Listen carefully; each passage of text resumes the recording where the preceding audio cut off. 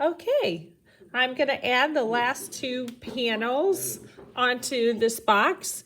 And again, I have added slip and I've scored all of the edges on the piece that I'm adding it to and the piece that I'm putting on.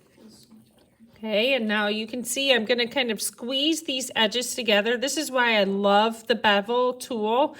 I feel like it brings the edges together so nicely and just gives you a better seal, bringing these pieces together. Okay, so now I have three sides. I'm gonna go ahead and add my third one and place that in.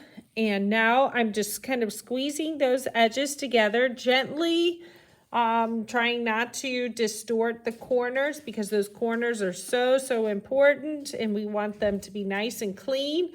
So I'm not going to put too much pressure on those right now. Okay. Once I've gotten all of the sides together nicely and have them where I feel like they are secure, I will flip this whole piece upside down and I'm going to work on the seams on the bottom. For right now, I'm going to focus on these four walls here and making them secure to where they will stand and that they won't fall apart. Because that stability is so important when it comes to ceramics. So those are going to be the things that you are looking for as you begin assembling your slab built box. So now what I'm doing is I'm just going over my edges and smoothing it out. I could also use my rip tool.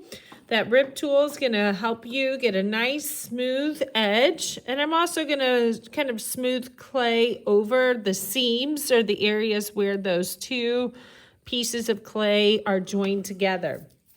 Now I'm going to change the vantage point of my camera so that you're able to see more of the box as I'm working on it. There we go. And I'm going to switch positions here. So as I'm working now, what I'm doing is just going over the edges of all four sides with that rip tool and perfecting those corners just a bit and making sure that everything is pushed together real nicely.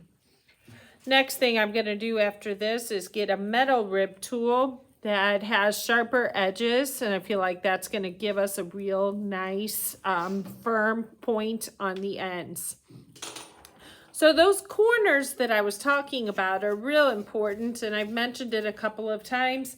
Those corners, the way that I see people create problems is they're rounding it with their finger, like going over them with their finger, and then that corner starts to disappear. So I'm going to use a metal rip tool, which does pull clay off really quickly and easily. And I'm just going over that back and forth and cleaning up that edge, that corner where those two joints go together. And as I'm doing that, I'm also pushing clay into that seam. And that's going to be an important part of what we're doing because that seam needs to, stick together and stay together. And putting clay and slip in that area is one of the best ways to get it to stay together. And if you see any imperfections, I like to just use my hands and my rip tool to clean those up. And now one of the things that I'm also doing is checking all of the sides and do they look like they're standing up? Do they look like they're standing straight like a soldier? And if they're not, this is the time when I'm going to make those adjustments. So if it's not, standing straight, that's an adjustment we can make. Right now, I'm not really seeing that problem, but sometimes it's more easily fixed at the beginning, that's for sure. So I'm pulling off little pieces of clay. I'm going to turn this. And now what I'm going to do is take my paintbrush and I'm just going to put some slip on there. And I'm going to go over all of the seams on the inside. Now I'm going to change the vantage point of my camera so that you can see inside the box. And watch what it is that I'm doing. Sorry for those shadows. And now as I'm cleaning up those seams on the inside, I'm taking my paintbrush that has slip on it and I'm pushing it into those seams, but I'm also pushing from the outside of my box and making sure that those seams come together. So you can see where my hand is over on the left-hand side. I am pushing that bottom edge of the box and helping to make sure that those seams come together. Getting rid of any air pockets and making it so it's sealed, so to speak.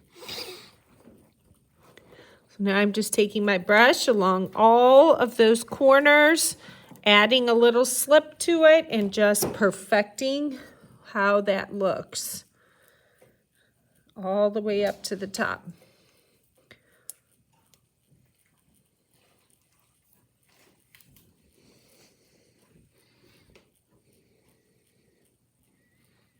Okay, all right, now I'm just gonna go around and perfect any of my corners with my metal rib tool.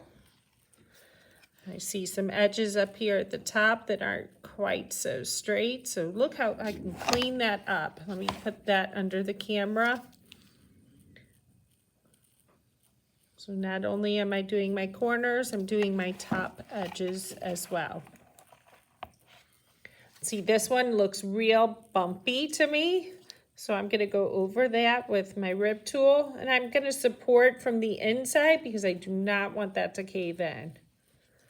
Giving some support on the opposing side is definitely something that you need to be careful of. Okay, so while it's not perfect yet, I still have more to do, but that's on its way to being, nicely sealed on the inside and the outside. And I have some nice straight edges, which is what I'm looking for in my students' work. I want them to be able to have nice straight edges as much as possible.